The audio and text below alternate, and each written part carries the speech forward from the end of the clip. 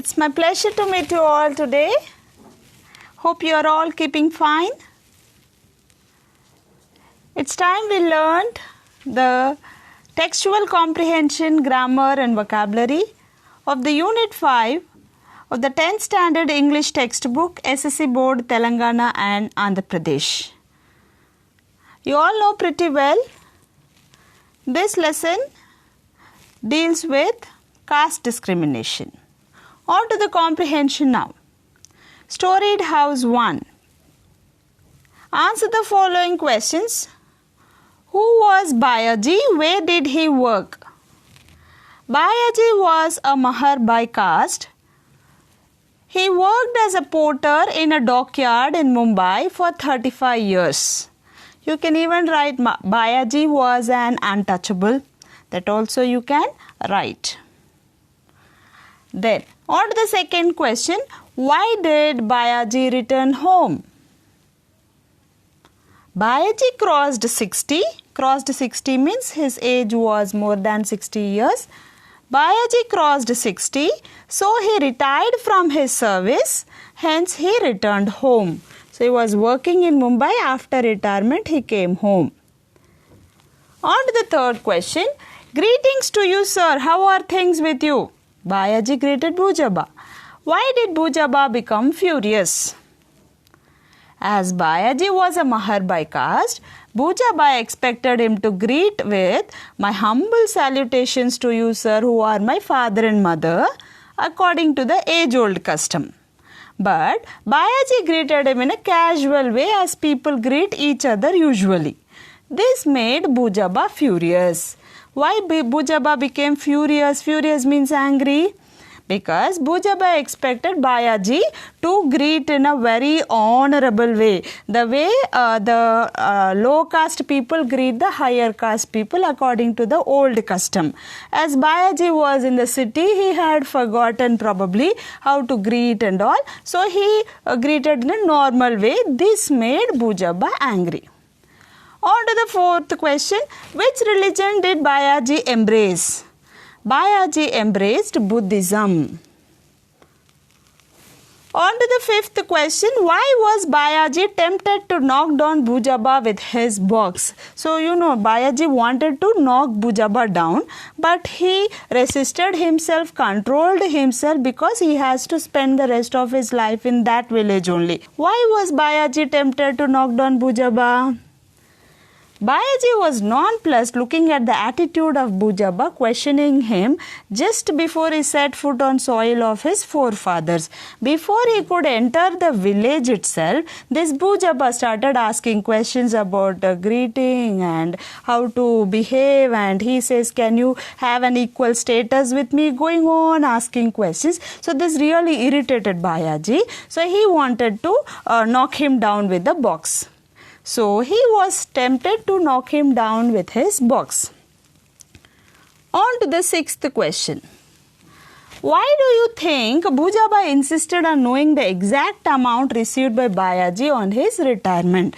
Why did Bujaba want to know the exact money, how much Bayaji got? Bujaba insisted on knowing the exact amount to measure the financial status of Bayaji. He wanted to know which level Bayaji is in, how much money he has, so that he can calculate his level. And then another intention might be, he even intended to swindle money from Bayaji if the amount was good enough. So he wanted to find out how much money he had. If the money was more, he thought that he could get some money, cheat him and get some money. If he got an opportunity, he can get some money from him. That is called as swindling. On to the seventh question. What was Bayaji's dream? Bayaji's dream was to build a storied house out of his earnings. So this was dream of Bayaji. On to storied house part 2. The first question. How did Kondiba oppose Bayaji's idea of building a storied house? Now Bayaji wanted to build a storied house. How did Kondiba oppose him? Oppose him means restrict him. Kondiba opposed Bayaji's idea of building a storied house by saying that he should not aspire an equal status with the upper caste people and advised him to build a small house with 3 convenient portions. So this is the way he opposed the idea of Bayaji, is telling him not to build a storied house and not to try to come to an equal status with the upper caste people, and he is even giving him an idea to build a 3-portioned conventional house. In what way did he warn Bayaji? Warning in the sense threatening. What did he threaten him? He warned Bayaji not to construct a storied house if he wished to stay in that village. So this was a threatention. If at all he wanted to live in the village, he should abandon the idea of constructing a storied house. How did Bayaji change his plan? Bayaji decided to build a conventional 3-portioned house. On to the second question. Kondiba Patil and his friends felt uneasy at the sight of Bayaji's new house because Bayaji built the house beautifully. The house was not built properly. The rooms were unclean. They felt that Bayaji should not be in the village. Yes, the right answer is Bayaji built the house beautifully. They were feeling jealous of him. On to the third question. Patil gave back the customary betel leaves offered by Bayaji because they were bad. It was their custom. He felt that they were unnecessary. He did not want to accept them from an untouchable. Yes, this is the right answer. That is, he did not want to take the betel leaf from an untouchable. On to the fourth question. What was the intention of Kondiba and his companions when they eyed each other? They are gesturing each other. What is their intention? When they eyed each other, their intention was to teach Bayaji a lesson by setting his house on fire, as he had constructed a concealed first floor despite the warning given by Kondiba not to construct a storied house. So as they were eyeing each other, it meant that they were going to teach Bayaji a lesson. They were going to take revenge on him. They were going to do some harm to him. They were going to hurt him very badly because he has gone out of the way and constructed the first floor. Though Kondiba warned him not to construct a storied house. So this was the anger, this was the fury for them. On to the fifth question. And then the undreamt of incident took place. What was it? Bayaji's new house catching fire was the undreamt of the incidents. Who do you think was responsible for it? I think Bhujaba, Kondiba and his companions were responsible for it. On to the sixth question. Bayaji's death was the result of an accident due to Petromax flare-up, was their conclusion. Do you accept it? If not, what do you think is the truth? No, I don't accept it. I think the truth is that Kondiba, Bhujaba and his men had set the house on fire. On to the seventh question. Comment on Bayaji's last wish. Sons, I want you to build a storied house. What do we understand from this statement of Bayaji? Bayaji's last wish that his sons should construct a storied house awakened them towards Dalit empowerment. It also shows his strong desire to free his next generations from the clutches of the inhuman practice called caste discrimination. So this shows Bayaji's intention, Bayaji's idea of setting free at least his next generation from the clutches of caste discrimination. On to the eighth question. We are starting on a house, not one with a concealed first floor, but a regular 2-storied house. What is the significance of this sentence? Now they are going to construct a house. It is not a concealed one, it is a normal one. What does it signify? This sentence shows the courage and grit of Bayaji's sons.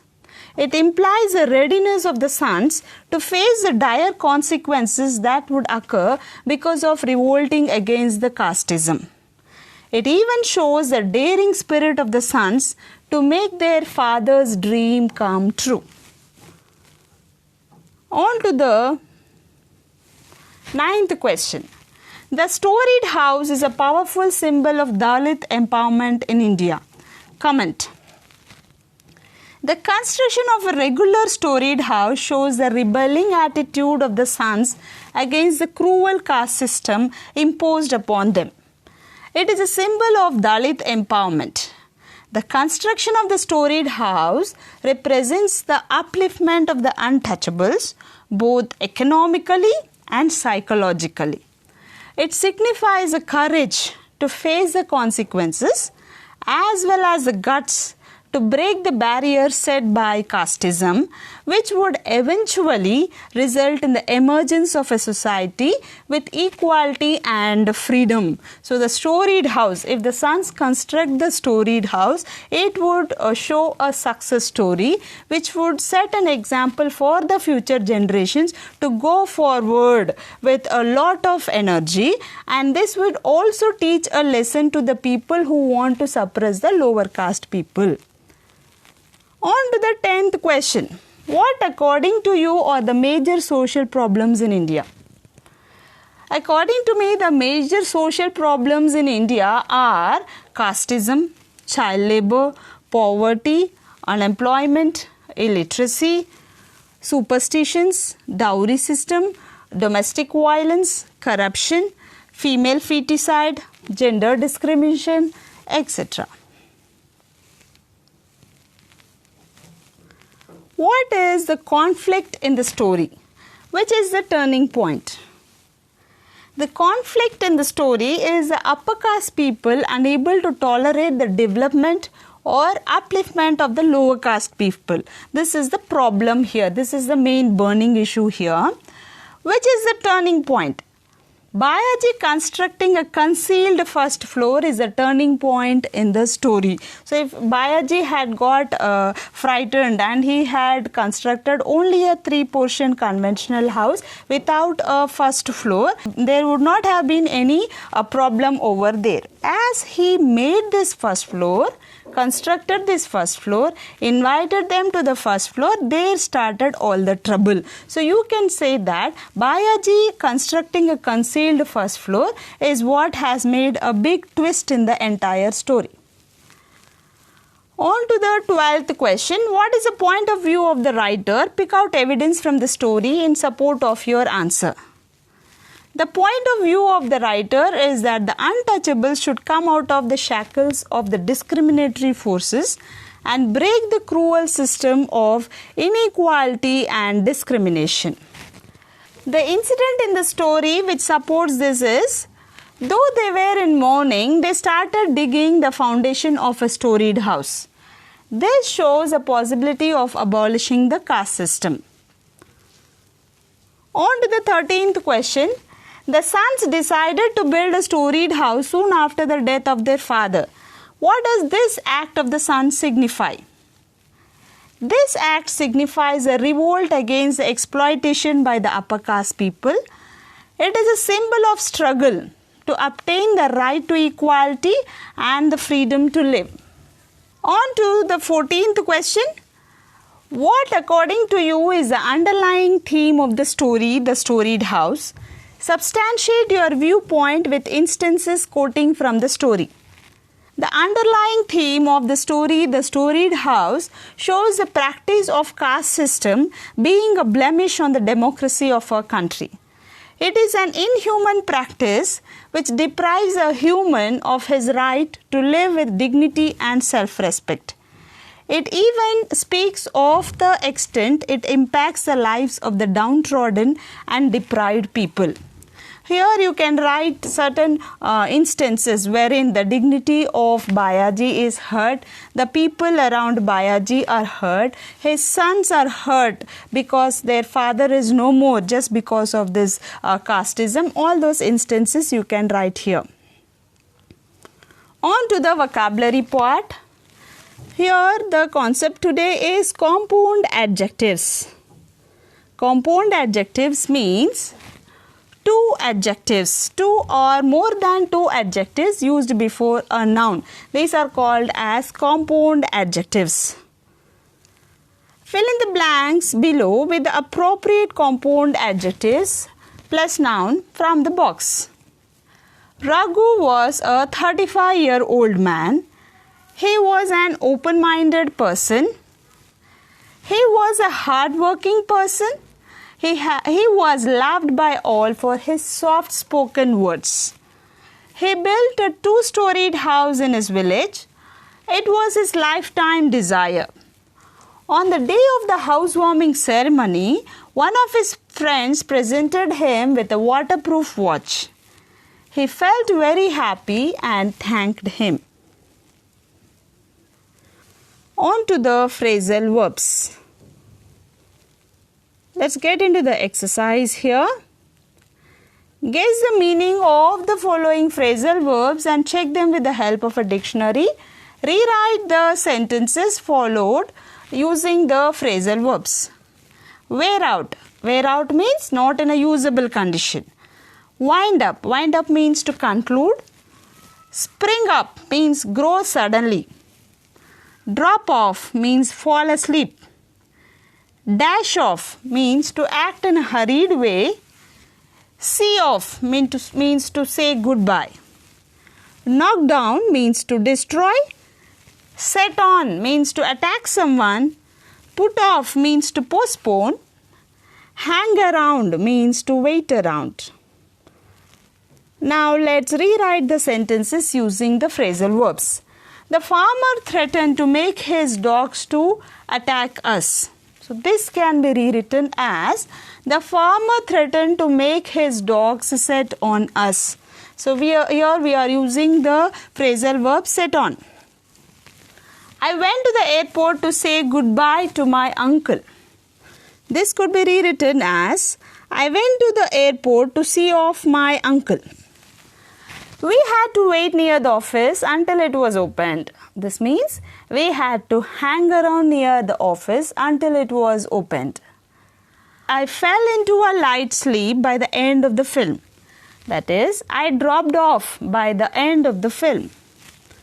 New schools are beginning to exist now. This can be rewritten as new schools are springing up now. We decided to finish the work by 5 p.m. This can also be written as we decided to wind up the work by 5 p.m. His shoes have become very thin. They are no longer used. That means his shoes are beginning to wear out. She left the meeting quickly to pick up her daughter. That can be rewritten using the phrasal verb dash off as she dashed off the meeting quickly to pick up her daughter. The wedding is postponed to next month. Postponed is nothing but put off. The wedding is put off to the next month. The bus dashed him and he fell down on the road. That means the bus knocked him down on the road. On to the next bit. Fill in the blanks. In the following sentences with appropriate phrasal verbs given below, make necessary changes in the verb forms if necessary. Ramesh made a mistake for which his officer called for an explanation. He asked for an explanation. You must cut down your expenses, otherwise you will be in trouble. Cut down means to reduce. There is no doubt he will get through the examination. Get through means pass, get pass marks. Get through the examinations as he has worked hard for all these days. I am unable to make out what they are saying. Make out means to understand, to find out. I am unable to make out what they are saying because I don't know Tamil. The gang of terrorists gave in to the army after a long exchange of fire. Gave in means surrendered. We took a car for rent for our forest trip. In the middle of the forest, it broke down. Broke down means stopped working. The car stopped working.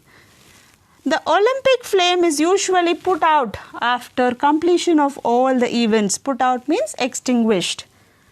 In spite of his repeated promises, he did not turn up. Turn up means come or appear for a session, that is turn up. The TV is making a terrible noise. Please send for a mechanic to repair it. Send for a mechanic means ask to come. Everybody says that Gopi takes after his father. Takes after means resemble. He resembles his father. Choose the correct words from the brackets to complete the following idioms in the sentences. When I arrived here, I felt like fish out of water. Fish out of water means very uncomfortable. He is an outspoken man. He calls a spade a spade. He calls a spade means he is very straightforward, very frank. He does not fear what others would think and all. He speaks the truth all straight away. The parents got their daughter married and now they are home free. Home free in the sense very happy. You can say very satisfied mode is called home free. Don't tell me a cock and bull story. Cock and bull story means with no connection at all. A very imaginary story, unbelievable story you can say. You are a bit of a dark horse. A bit of a dark horse in the sense a person who has a lot of talent yet does not show off, and after a little while, after certain days, the talent comes out. That is called as dark horse. That is not showing off. One who covers himself or one who hides his talent is called a dark horse. Match the idioms in column A with their meanings in column B. Write the idioms in your own sentences. Bite the bullet. Bite the bullet means to accept something unpleasant without complaining. Lose heart. Lose heart means to be discouraged. Let the cat out of the bag means to reveal a secret. Reveal a secret means tell out the secret. At sixes and sevens means a state of confusion or disarray. Grease one's palm means to bribe somebody. An uphill battle means something that is very difficult to do or needs a lot of determination. Move heaven and earth means to try very hard.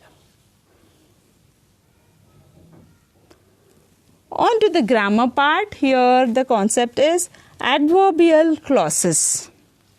You can see certain sentences here, and let's see when the adverbial clauses are used. The adverbial clause is used as a condition, that is if clause, comparison, then a manner, how it happened, result, that means the consequence of something. So we use that so, therefore, hence and all. Place, reason, that is because, since, so and so, as, that are all reason. Purpose, concession, time. These are the various instances where adverbial clauses are used. Identify the adverbial clauses in the following sentences. As Bayaji neared Buddha Vihar, the children came running to him. So here the adverbial clause is as Bayaji neared the Buddha Vihar. This can be of time also, and you can call it as the reason also. Since they knew that Bayaji was coming home for good, the elder son in service and the two daughters were already home to greet him. Here, since they knew that Bayaji was coming home for good, this is the reason or the purpose. Bayaji was amused that his daughters thought in this childish manner even after they had children of their own. Now, that his children thought in this childish manner even after they had children of their own is adverbial clause. On to the fourth sentence. Bujaba didn't respect Bayaji because the latter was Mahar. Latter means second one. In this sentence, two names are there. Bujaba, Bayaji. In that second one is Bayaji. That is what we call latter. L-A-T-T-E-R. Latter. If you want to tell the first one, you call it as former. F-O-R-M-E-R. Former. If you are telling about the second one, you call it as latter. Bujaba did not respect Bayaji because the latter was a mahar. Here, because the latter was a mahar is the adverbial clause. If you want to live happily, you must quit the idea of building a storied house. If you want to live happily is the adverbial clause. Here it shows the condition. On to the next bit. Combine the pairs of sentences by using the words given in the brackets. He forgot his position as a Hindu. He turned a Buddhist. So we need to combine these two sentences. He forgot his position as a Hindu because he turned a Buddhist. Bayaji came home, his wife felt very happy. As Bayaji came home, his wife felt very happy. Bayaji's children came home, Bayaji returned. Bayaji's children came home since Bayaji returned. You may not attend the class, you don't want to come again. If you don't want to come again, you may not attend the class. Bayaji was about to come down the stairs, then it crumbled down in flames. When Bayaji was about to come down the stairs, it crumbled down in flames. On to part C, abandoned. Why are the shrieks of the baby unheard? The shrieks of the baby are unheard because it is thrown in the dustbin and no one is near the dustbin to hear it. Or you can also say because it is thrown away by its parents into the dustbin. On to the second question, an outcast of destiny. What is meant by this expression? This expression means that the baby is thrown out and it is destined to be away from everyone as an unwanted baby. On to the third question. What are the physical features of the baby? The baby is tender with deep greenish blue colored lips and sea blue colored nose and fingertips.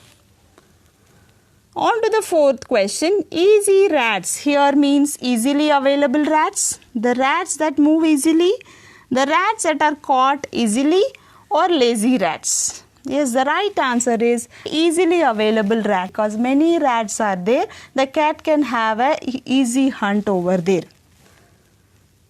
On to the fifth question. Who are gnawing at the baby's ears, rats or a cat? Rats are gnawing at the baby's ears. Which of the following statements are true? The cat was eating the baby. The rats were eating the baby. The rats were strong enough to drive away the cat. The baby was dead by the time the cat came. The rats left the baby to the cat. Yes, the correct ones are the rats were eating the baby. The rats left the baby to the cat. On to the seventh question. Can you guess who abandoned the baby? I think an unmarried woman who might have got pregnant before marriage might have abandoned the baby. Why do people abandon babies? People abandon babies if the baby is a girl child to escape from giving dowry, or if they are too poor to afford the expenses of the baby, or if it is a disabled baby, or if it is a baby born before marriage. On to the ninth question. What leads to a bloody chaos? The rats tearing the babe's hair, the cat jumping to catch the rats leads to a bloody chaos. On to the 10th question. Comment on the line, the only sin of the infant being born. The line, the only sin of the infant being born means that the baby is suffering without any of its faults. Just because it was born to the heartless people at the wrong time, it is undergoing this much of miseries. Hope this session was useful to you in comprehending the passage. Thank you and have a great day ahead. I'll be happy if you click the like button, subscribe and share with your friends. Do leave a comment in the comment section. I'll be happy to read it. Thank you.